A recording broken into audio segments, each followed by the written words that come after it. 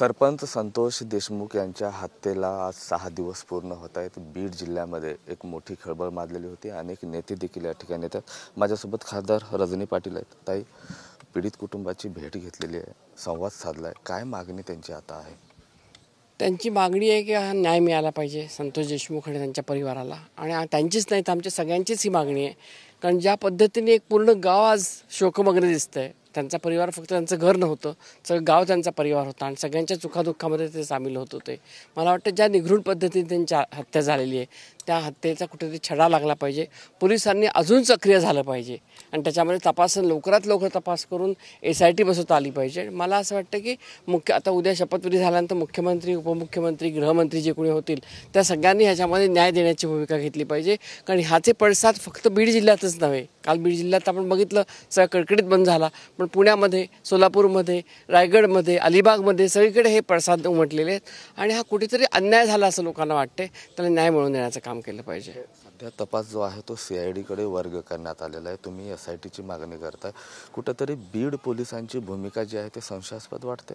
नाही, मी पोलिसांवर संशय नाही घेणार, परंतु पोलिसांना मी निश्चितपणे आवाहन करू इच्छिते। आता मी SP साहेबांशी सुद्धा बोलले, मी त्यांना म्हटलं की ज्या पद्धतीने आपली तपासणी चालली त्याच्यामध्ये कुठेतरी आपल्याला प्रगती करणं आवश्यक आहे आणि त्याचा आपल्याला लवकर निकाल फास्ट ट्रॅक कोर्टामध्ये जाणं हे अत्यंत आवश्यकता आहे। कारण फास्ट ट्रॅक कोर्टात जसं निर्भयाचं प्रकरण गेलं होतं, कारण ही सगळ्यात अनकॉमन अशी घटना झालेली, ज्या पद्धतीने क्रूर पद्धतीने मारलेलं आहे, ही अनकॉमन पद्धतीची हत्या आहे आणि त्या हत्येला कुठेतरी जर जरब नाही बसली तर या बीड जिल्ह्याचं नुकसान झाल्याशिवाय राहणार नाही। हे फक्त एका व्यक्तीचं नुकसान नाही तर संपूर्ण जिल्हा ह्याच्यामुळे रस्ता तळाला जाईल असं मला वाटतं।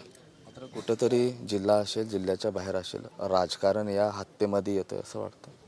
राजकारण यायला नाही पाहिजे, म्हणजे खरं म्हटलं तर ही इतकी संवेदनशील गोष्ट आहे की ह्याच्यामध्ये राजकारण विरहित झालं पाहिजे आणि राजकारण न येता, कारण ह्याच्यामध्ये राजकारण जर आणलं तर त्याला न्याय देणं अवघड होऊन जाईल।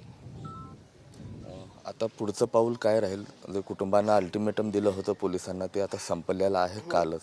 आता बोलले मला त्यांचे बंधू, पण तुम्ही आता गेले पार्लमेंट चालू आहे, सोमवारी मी मुख्यमंत्र्यांना एक पत्रही दिलेलं आहे देवेंद्र फडणवीस साहेबांना, पण सोमवारी मी त्यांना प्रत्यक्ष बोलते आणि म्हटलं नागपूरला जाऊन थांबते मी आणि याचा पाठपुरावा करते।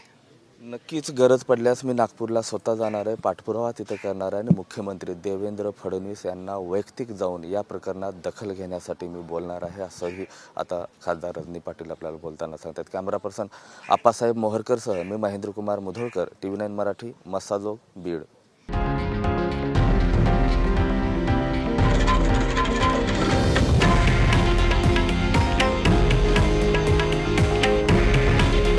हे आहे देशातील नंबर 1 न्यूज नेटवर्क आणि आपण पाहत आहात TV9 मराठी। काळजी तुमची, हित महाराष्ट्राचं।